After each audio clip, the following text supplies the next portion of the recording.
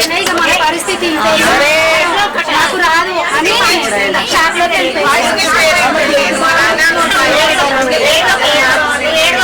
వెళ్ళగా అక్క ఏం కాదు ఏడవకు టెన్షన్ కూర్చోబెట్టు ఏం కాదు లేకపోతే లేదు ప్రభుత్వానికే తెలుసు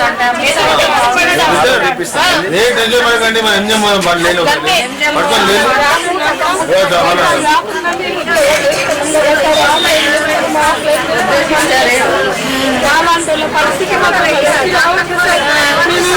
ఒంటరి బతుకులు మేము జీతాలకి ఎంతో ఇబ్బంది పడుతున్నాం. మేము మా సిస్టర్ని కూడా ఎంతో ఇబ్బంది పడతాము. కోవిడ్ టైంలో ఎంత చేసినాం, మేము చాలా సేవ చేసినాం.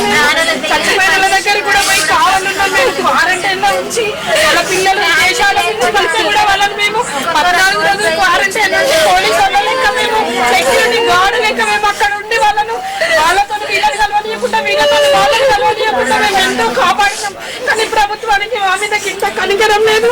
మమ్మల్ని ఇంతవరకు కూడా రెగ్యులరైజేషన్ చేయలేదు. 20 సంవత్సరాల నుంచి 16 సంవత్సరాల నుంచి కూడా మేము ఇదే పని చేసుకుంటా బాధలు పడుకుంటా మేము ఉంటామని కానీ ప్రభుత్వానికి ఇంత కూడా మా మీద కనికరం లేదు. మేము చచ్చిపోయినా కూడా మరి మా పిల్లలకు దిక్కేవారు. మేము చచ్చిపోతాం సరే, మేము ప్రజలకు సేవ చేసి మేము చచ్చిపోతాం కానీ మా పిల్లలు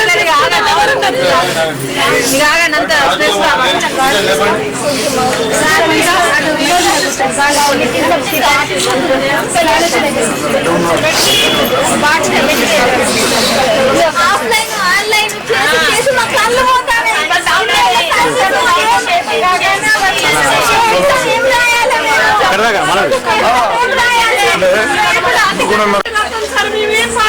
ఇక్కడ